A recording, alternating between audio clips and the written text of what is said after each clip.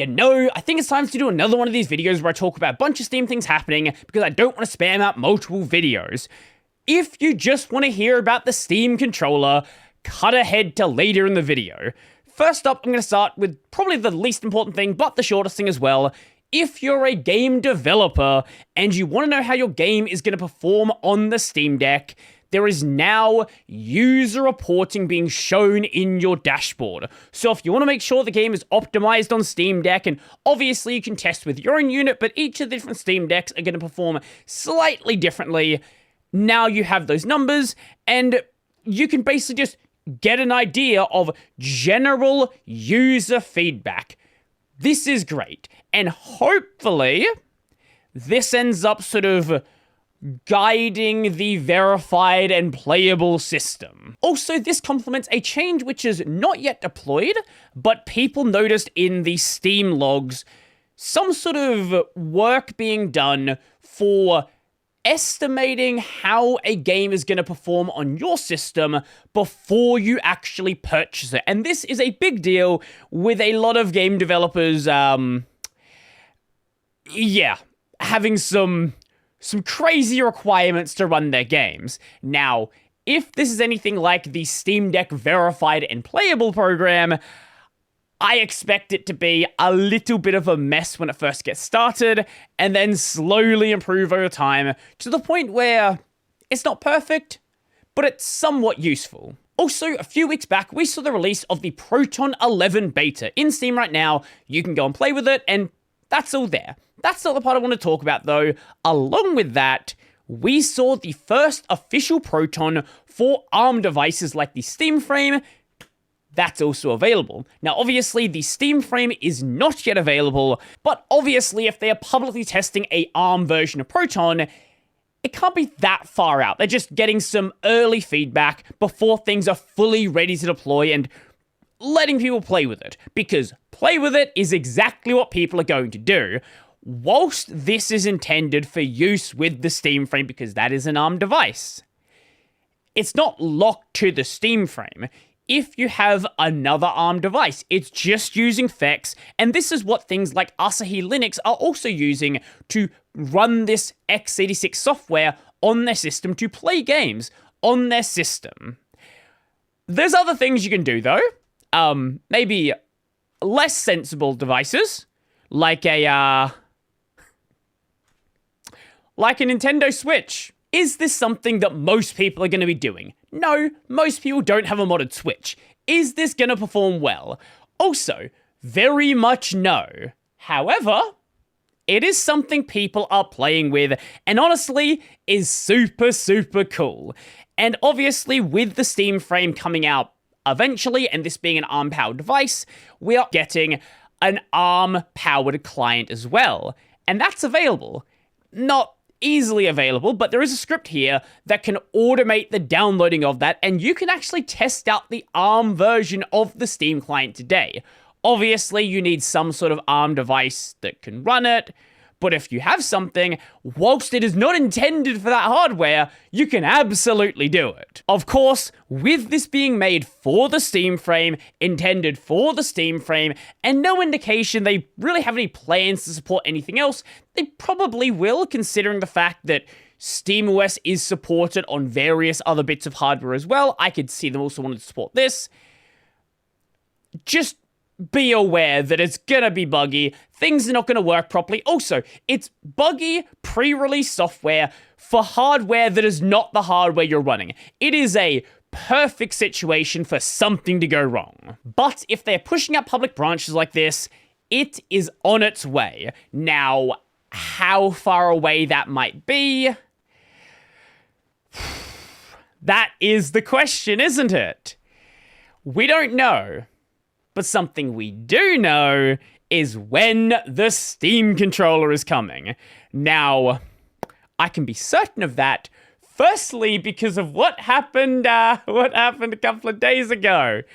A small YouTuber, I guess, didn't read the embargo time, wanted to get ahead of things. I'm assuming they just made a mistake, and they accidentally published their review early, Since then, though, Valve has made an official announcement. Steam Controller, it's almost here. Steam Controller launches May 4th. I do kind of feel bad for the guy who released his review early. It was a small YouTuber, like a real small YouTuber. There's a pretty good possibility they're just never getting Valve hardware again. Do note, what we're doing here is not a review. I was not sent a review unit. Sadly, I definitely would have liked one. That would have been nice. If, hey, Valve, if you want to send me one, that would be swell. That would be fantastic. So this is just my general thoughts, based on the reviews I've seen, based on what I know about the hardware. There are two very important matters. Firstly, the release date, May 4th, that is 10 a.m. Pacific time. That is 2:30 a.m. May 5th for me. That is Adelaide time. And the second thing is the pricing. The pricing. So, this is launching at, keep in mind, launching at, they might discount it based on feedback, based on sales, there's Steam sales that happen, various other things, retailing initially at 99 USD, 99 euros, which are not the same number, and I really wish people would realize those are not the same number. As always, if you live in Europe, sucks to suck. £85 in the UK, 149 Australian dollars, and 149 Canadian dollars. For anywhere else, be sure to check your local retailer, or if it is available, on the Steam website. Australia, we're buying it through Steam. If you're in Japan, it's going to be the same place you bought the Steam Deck. If there was a local retailer for the Steam Deck, it's probably going to be through that local retailer. What does 99 US dollars mean? Well, not that much. It only means something when we compare it to what else exists on the market.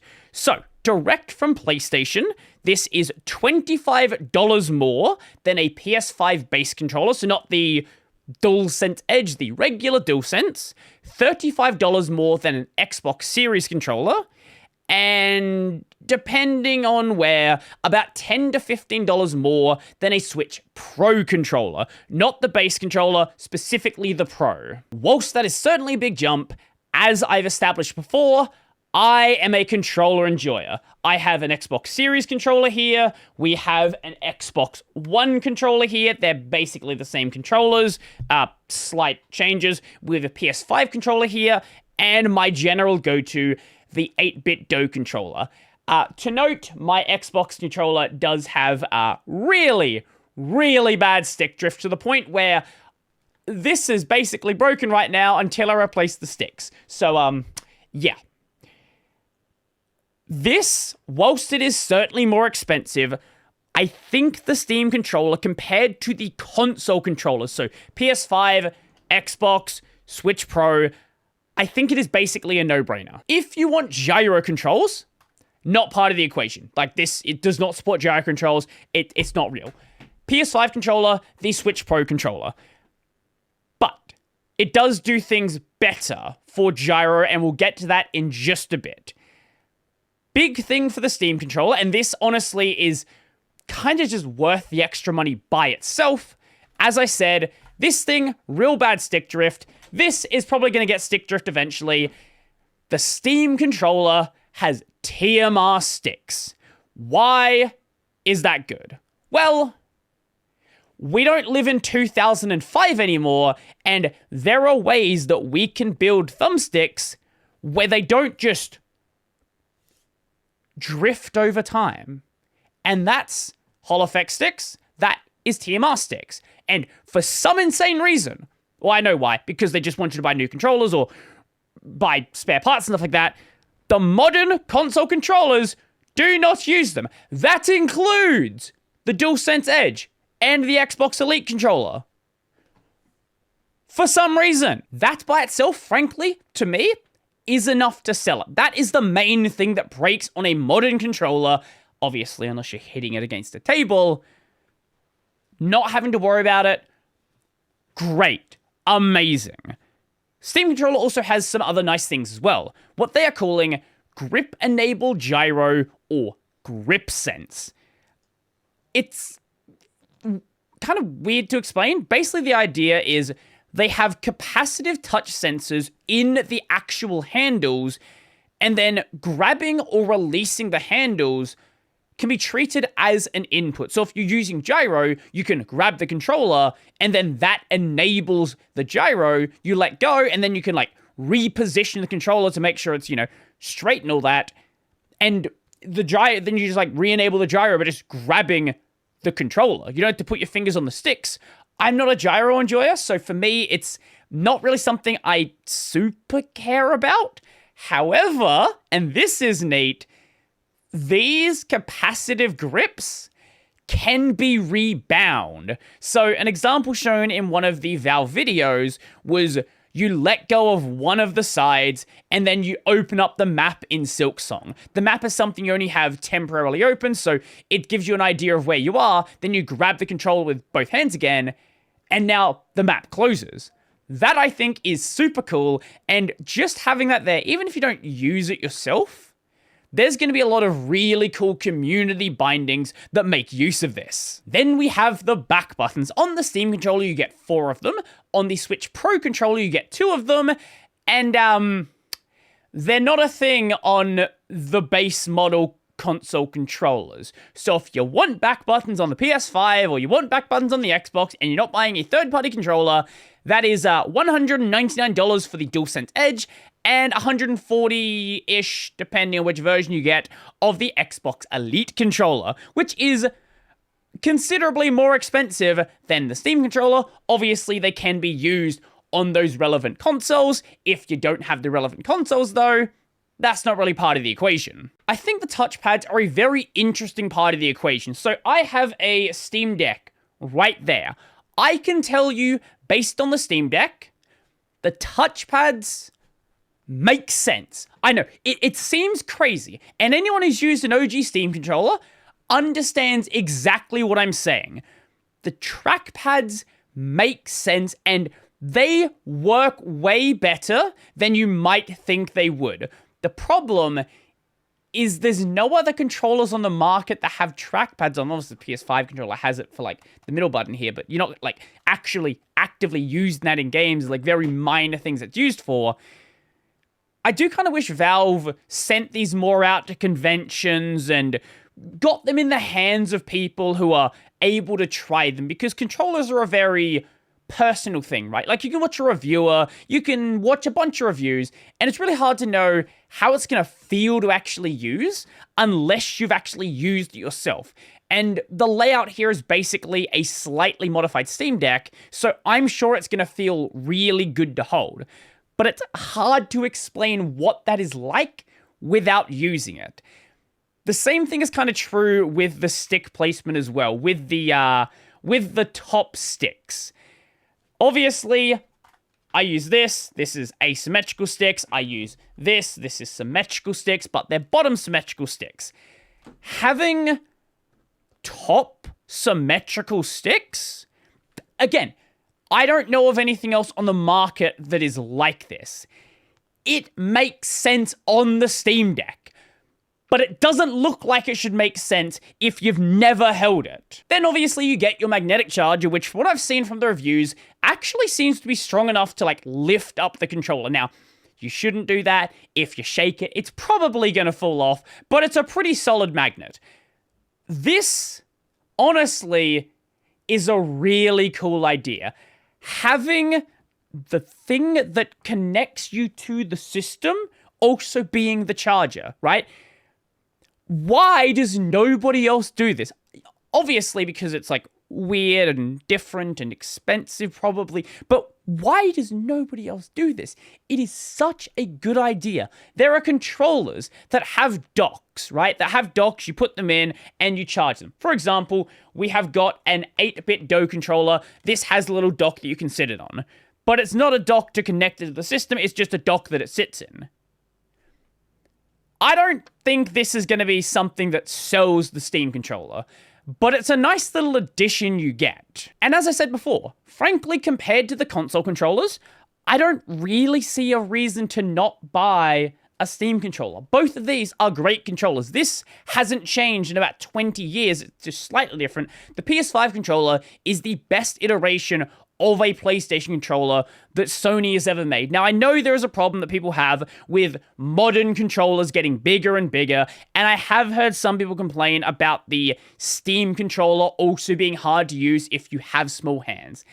And that's a valid criticism, but it's also a valid criticism of basically every controller on the market, unless you're looking for, like, you know, some of the 8BitDo controllers, which do have smaller variations. What it seems like to me is the Steam controller is this sort of middle ground between your base level console controllers and then the Pro controllers. It has a lot of those Pro features. It is a bit more expensive, but it doesn't have all of them, right? It doesn't have, like, hair trigger stops, for example, which I know some people like, and I do use them on the 8BitDo controller.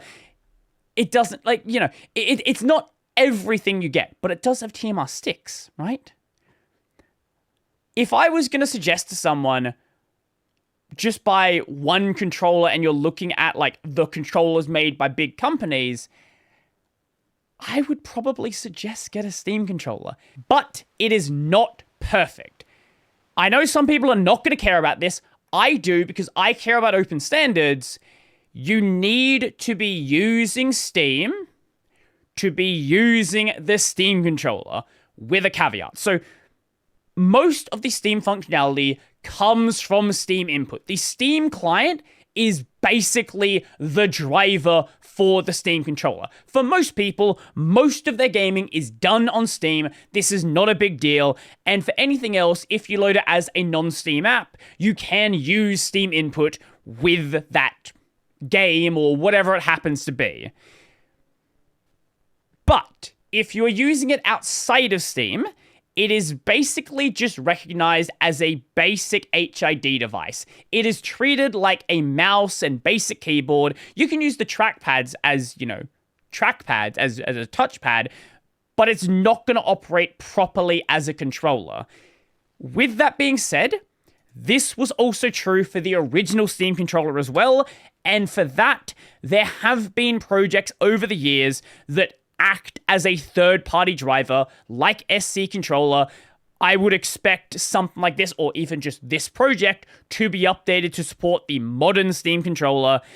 Also, in projects like SDL, there is support directly for the Steam controller, but if your reference point is an Xbox controller, do expect outside of Steam to have far more limited capabilities.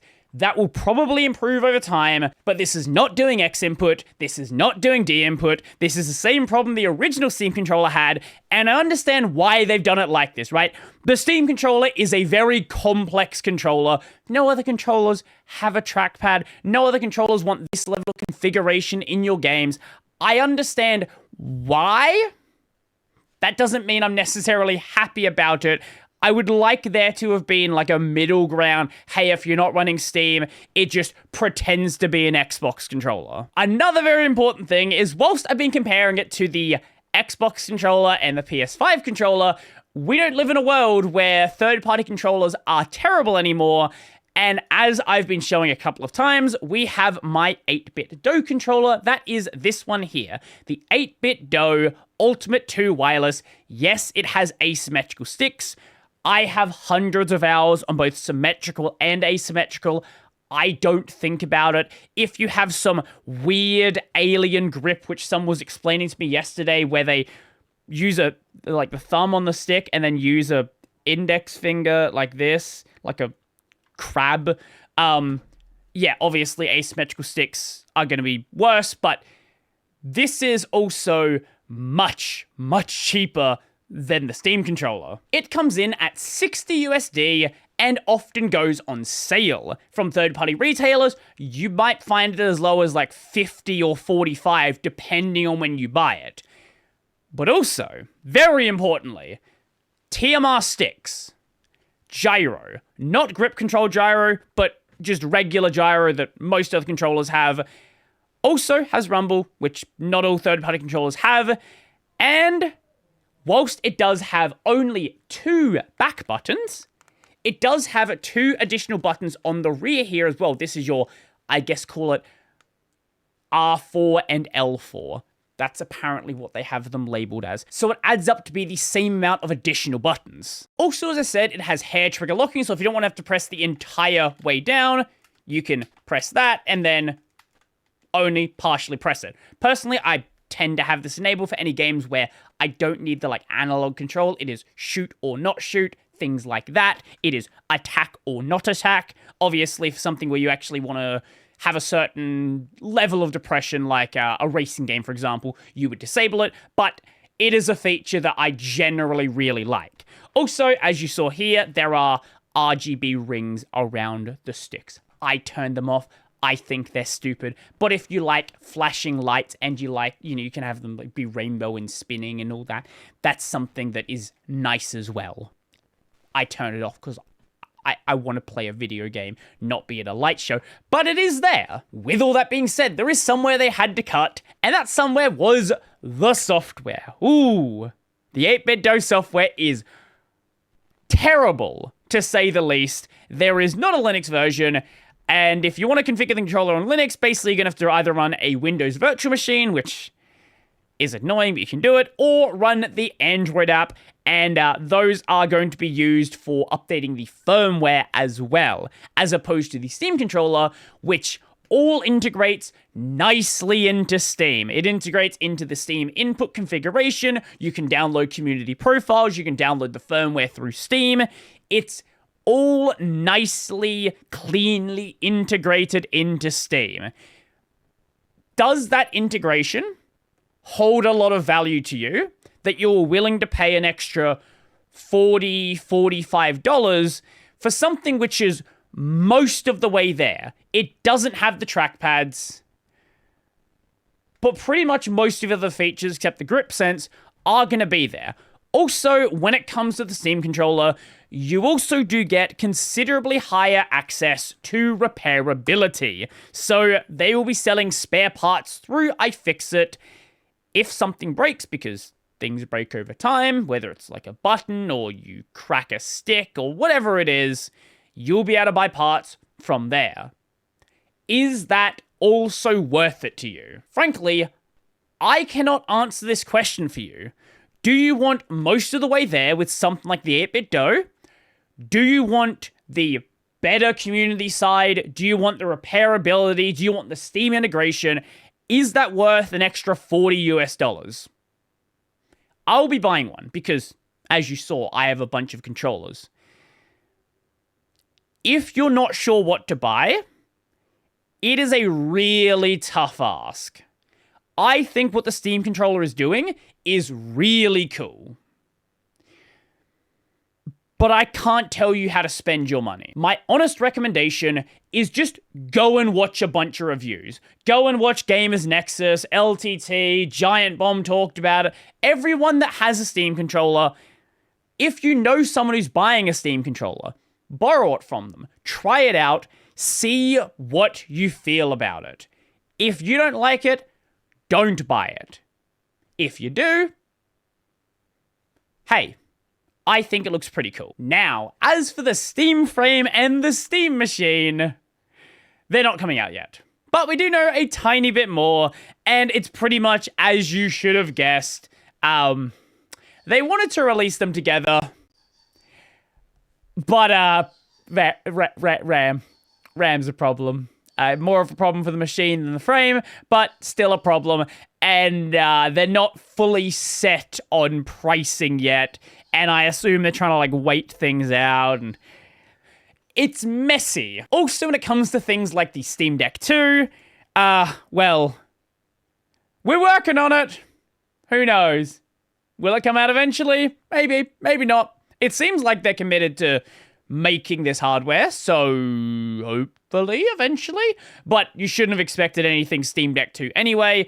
The Steam machine and Steam frame probably still going to be this year, considering they are making these public changes to Proton, but it's unclear exactly when. Could be next quarter, could be 2 weeks from now, probably not going to be 2 weeks from now.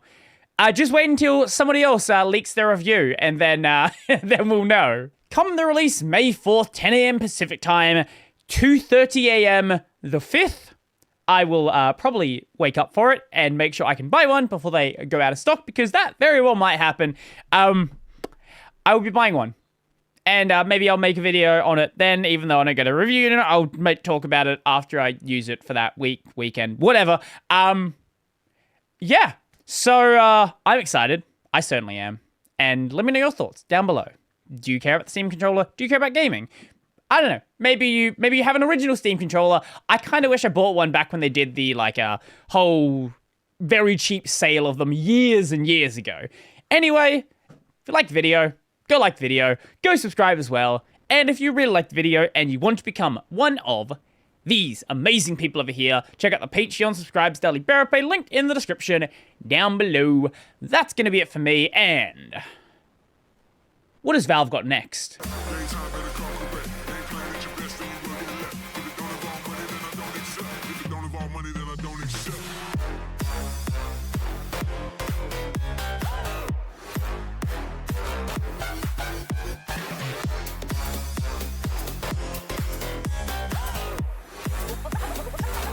Something like this.